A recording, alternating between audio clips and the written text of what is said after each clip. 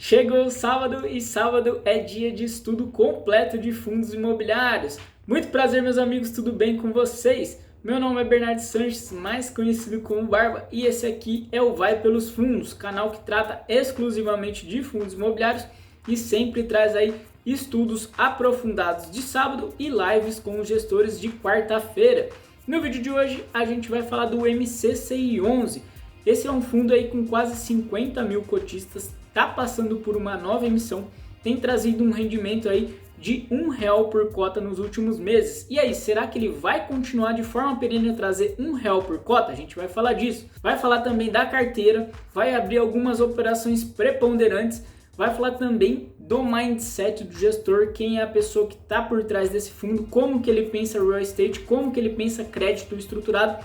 Tenho certeza que vai ser um conteúdo bem agregador, vai trazer muitas informações para o seu estudo. Então, sem mais demora, bora para esse conteúdo e se você curtir, aproveita, já deixa o like e deixa o comentário.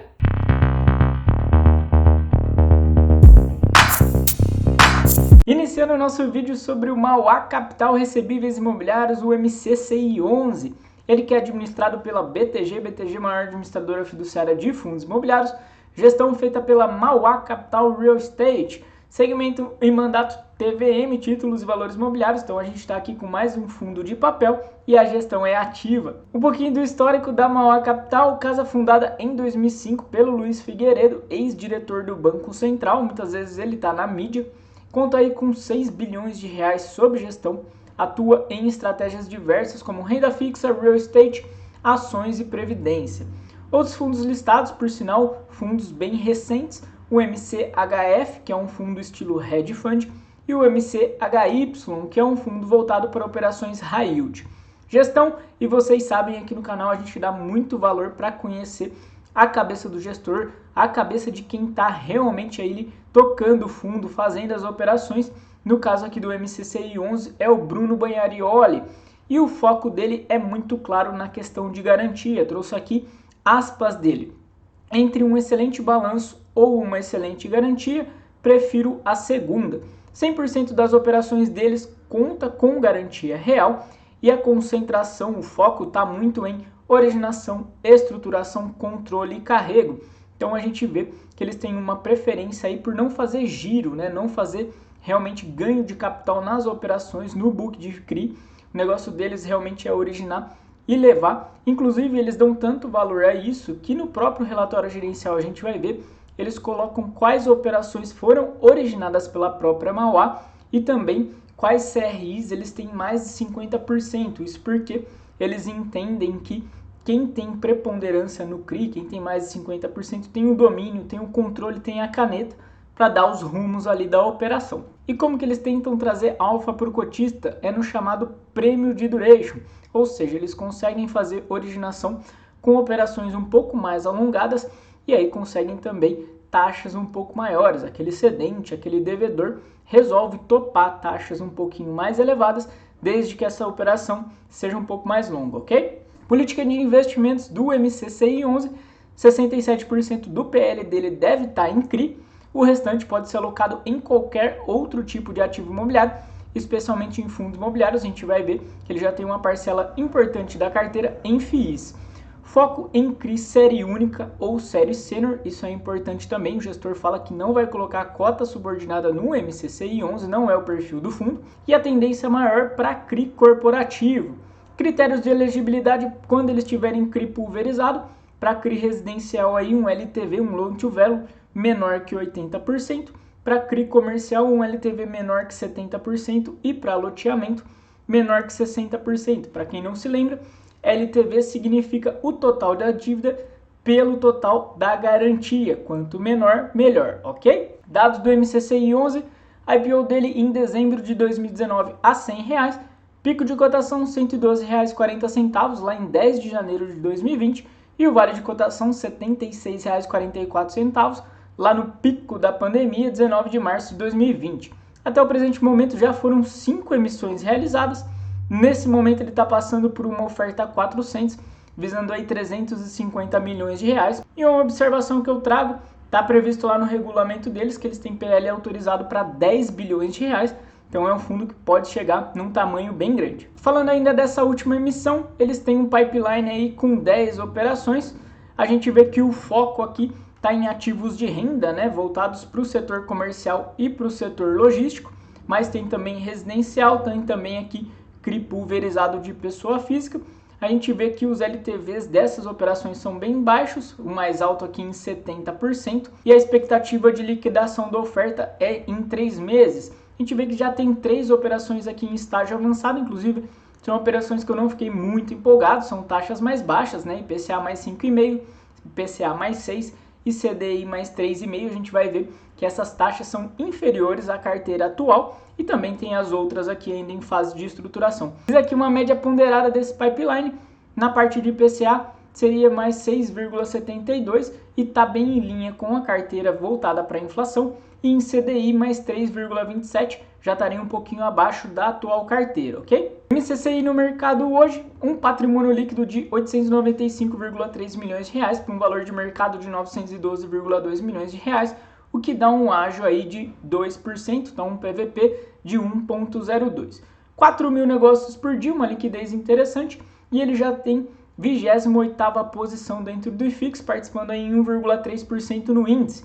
Atualmente o fundo tem 49.367 cotistas. Taxas e rendimentos, taxa de administração 1% do valor do PL, já envolve a taxa de gestão, e a taxa de performance 20% do QCD, 100% do CDI. Acho essa taxa realmente um pouco agressiva, especialmente para um fundo de papel que não faz muito giro na carteira. Vocês já conhecem a minha posição. Datacom, 8º dia útil, e a data de pagamento, 13º dia útil. O último rendimento deles foi de R$1, deu 0,98% de dividend yield, bem interessante. 12 meses aí distribuiu R$ 8,70, que dá um dividend yield de 8,51%. Trouxe outros 2 fundos aqui high grade, que já são um pouquinho high grade mais alto, perto ali do middle risk baixo, que eu chamo, né?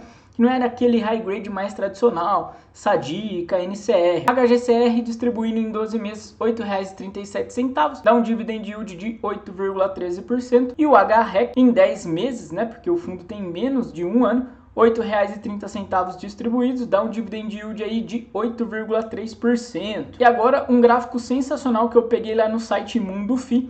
A gente vê aqui que a rentabilidade desse fundo em 1 ano e 8 meses de existência é de 16,72%, 4,4% vem da variação da cota e 12,68% dos rendimentos. E a gente tem também aqui a comparação com outros instrumentos financeiros. A gente vê que o fundo bate aqui o IBOV, que tem 12,54% no período, bate também aqui o IPCA de 10,75% no período, bate também CDI e poupança, e o nosso IFIX aqui com menos 2,29%. Highlights do relatório gerencial de julho de 2021, começando, claro, pelo comentário da gestão.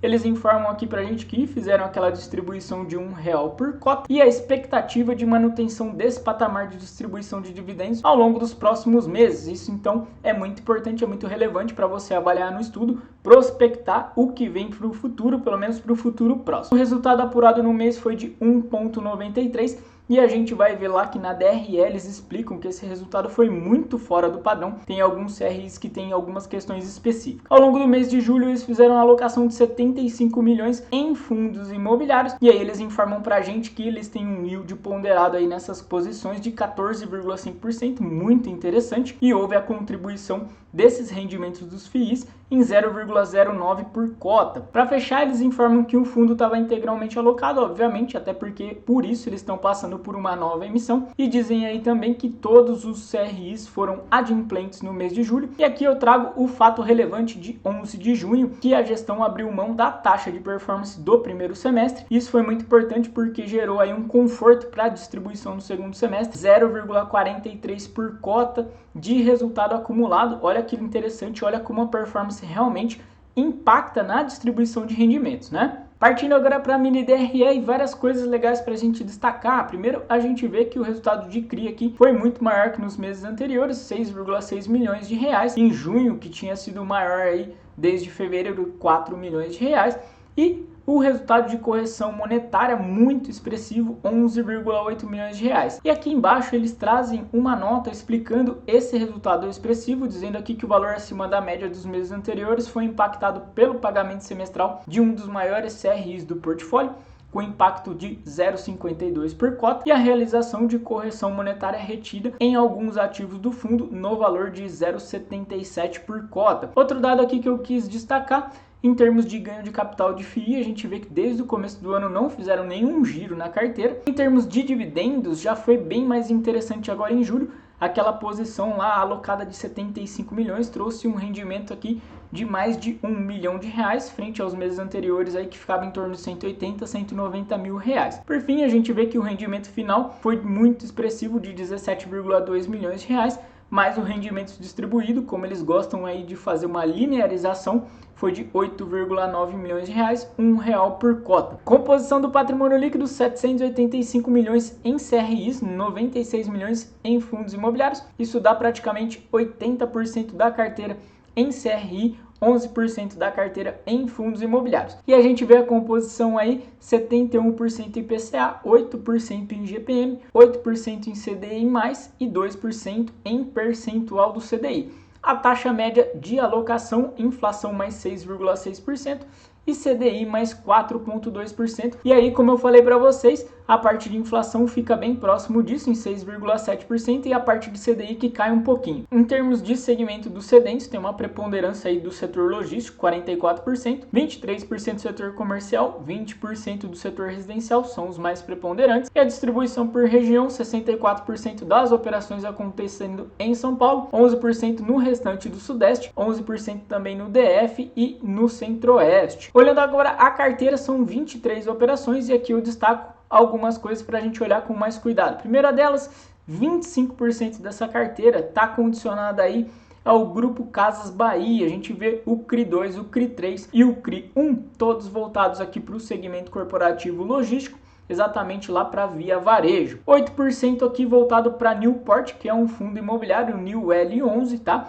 Também voltado para o segmento logístico. Gosto sempre de frisar a questão de LTV. Falo para vocês que prefiro LTV abaixo de 60%, e a gente vê que só uma das operações passa disso, de 67%. Então, um conforto bem grande em termos de garantias nessa carteira. Outro dado que eu já tinha levantado para vocês é a questão de originação e estruturação, e também ser preponderante, ser um crisista ali com um percentual relevante. A gente percebe aqui que a maior parte das operações eles têm mais de 50% do papel, e outras 4 aqui eles têm menos de 50%. Em termos de originação e estruturação também, nesses CRIs que eles têm mais de 50%, praticamente todas aqui são de originação própria, só uma delas foi adquirida em mercado.